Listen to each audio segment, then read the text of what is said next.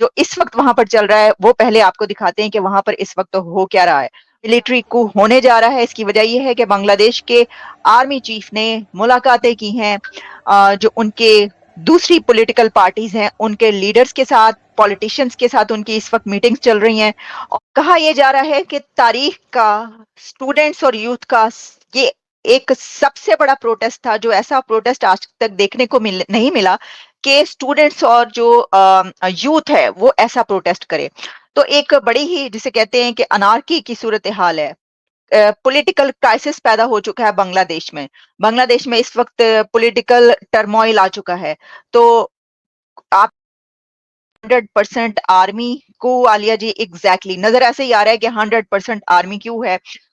اور اس میں آپ کو اس کی کچھ اور ڈیٹیلز پہلے بتاتی ہوں, پھر میرے پاس کچھ اور اس کی ویڈیوز یہ ہیں کہ وہاں پر جو بنگلہ دیش کی حکومت تھی یعنی کہ شیخ حسینہ کی جو پولیٹیکل پارٹی تھی اس کے خلاف پروٹیسٹ اب یہاں تک بڑھ چکے ہیں کہ ان کے جو پولیٹیکل لیڈرز ہیں جیسے کہ شیخ مجیب الرحمان, ان کے مجسمہ بھی ایک جگہ پر توڑا جا رہا ہے. یہ آپ دیکھ سکتے ہیں, دیکھیے گا, یہ آپ دیکھ رہے ہیں کہ لوگ اس کے اوپر چڑھ گئے اور اس کو بھی توڑے ہیں. اور ایسے بہت سارے ایسے مونیومنٹس جن کا تعلق جو کہ اس پولیٹیکل پارٹی شیخ حسینہ کی پولیٹیکل پارٹی سے بلونگ کرتے ہیں ان کو اب توڑا جا رہا ہے, خراب کیا جا رہا ہے. اسی طریقے سے کچھ اور تصویریں بھی اس وقت چل رہی ہیں, کچھ اور ویڈیوز بھی چل رہی ہیں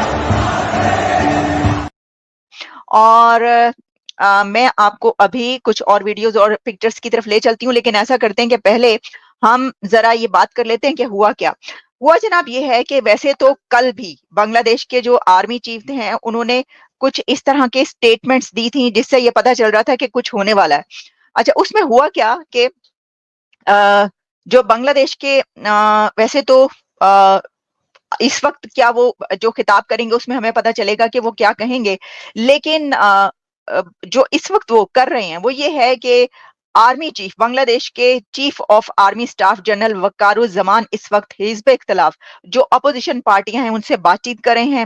نیشنلسٹ پارٹی اور اس کے علاوہ جتنی بڑی پولیٹیکل پارٹیز ہیں بنگلہ دیش کی ان کے ساتھ ان کے مذاکرات جاری ہیں. ممکنہ طور پر جو پولیٹیکل پارٹیز ہے کہا جا رہا ہے اس سے ٹاک کرنے کے بعد ہی وہ ایڈریس کریں گے. اچھا, اب اس کے اندر جو کچھ میں نے آپ کو بتایا کہ کل بھی کچھ انہوں نے اس طرح کی بات کی تھی کہ جس سے یہ کہا جا رہا تھا کہ کیا ایسا کچھ ہونے والا ہے. اس میں شیخ حسینہ نے جو راستہ اختیار کیا ہے تو وہ یہ ہے کہ وہ انڈیا میں ریفیوج حاصل کریں گی. کر لی انہوں نے, یعنی یہی ہے نا کہ اگر یہ کہا جاتا ہے کہ شیخ حسینہ فلیز ٹو انڈیا تو اس کا مطلب یہ ہے کہ اب وہ وہاں سے بھاگ کر انڈیا پہنچی ہیں اور انڈیا میں وہ سیاسی پناہ حاصل کریں گی. ریفیوج انہوں نے انڈیا میں حاصل کی, اس کے علاوہ تو کوئی کنٹری ان کے پاس تھا بھی نہیں. obviously انہوں نے انڈیا میں جانا تھا. تو انڈیا میں شیخ حسینہ کا جانا یہ بھی ہمیں بتاتا ہے کہ کیونکہ انڈیا نیبر ہے بنگلہ دیش کا اور وہاں پر ایک پولیٹیکل کرائسس پیدا ہو چکا ہے تو یقینی طور پر انڈیا کا اس میں اب ہم دیکھیں گے کہ ایک بڑا رول کیا انڈیا پلے کرتا ہوا نظر آئے گا. کیا ٹاکس ہوں گی, کیا شیخ حسینہ اور ان کی فوج کے درمیان بات چیت کروائی جا سکے گی, کیا جو اب وہاں پر حکومت بنے گی اس سلسلے میں انڈیا کی طرف سے کوئی کوششیں کی جائیں گی. دیکھیں یہ سب کچھ اس سے پہلے بہت کچھ چلتا رہا, بہت سارے جو بیانیے ہیں نیریٹیوز آتے رہے. یہاں تک میں نے دیکھا کہ کہا گیا کہ یہ جو یوتھ کے پروٹیسٹ ہو رہا ہے یا جو اسٹوڈنٹس پروٹیسٹ ہو رہا ہے اس کے پیچھے کچھ کنٹریز کا ہاتھ ہے, کچھ نیبرنگ کنٹریز کا ہاتھ ہے. پاکستان کے بارے میں اس طرح کے الیگیشنز لگائی بہت ساری میڈیا پر جو ہے یہ کہا جاتا رہا کہ یہ جو پروٹیسٹ ہو رہا ہے اور اس کو آگ لگانے میں یا بھڑکانے میں یہ پاکستان شیخ حسینہ کے خلاف جو ہے پاکستان کی طرف سے کوئی جو ہے وہ کروا رہا ہے یا یہ سب چیزیں اینے جوگے ہوندے تے اپنے کار جڑا ہے جو کچھ چل رہا ہے وہ نہ ٹھیک ہو جاندہ.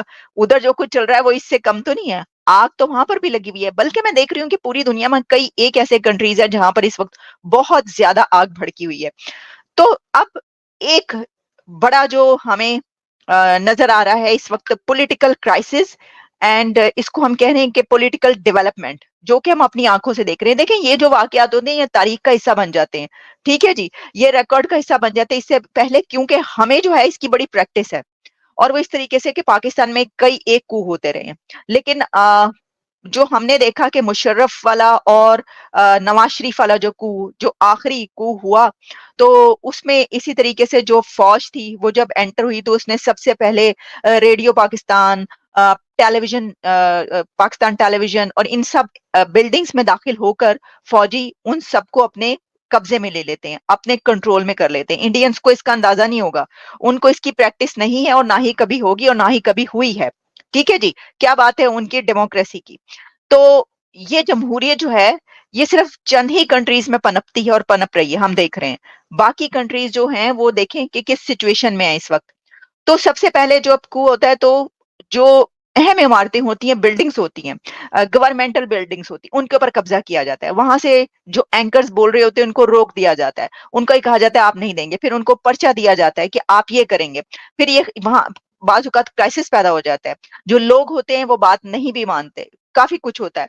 तो इस वक्त हमें ये क्या क्या हुआ, ये तो अभी हमें अगले चंद घंटों में पता चल जाएगा कि वहां पर क्या कुछ हुआ है। लेकिन जो कुछ अभी तक हमें पता चल रहा है उसमें यह है कि शेख हसीना वाजिद ने महफूज मुकाम पर मुंतकली से पहले तकरीर रिकॉर्ड कराने की कोशिश की, मगर उन्हें तकरीर रिकॉर्ड कराने का मौका नहीं दिया गया।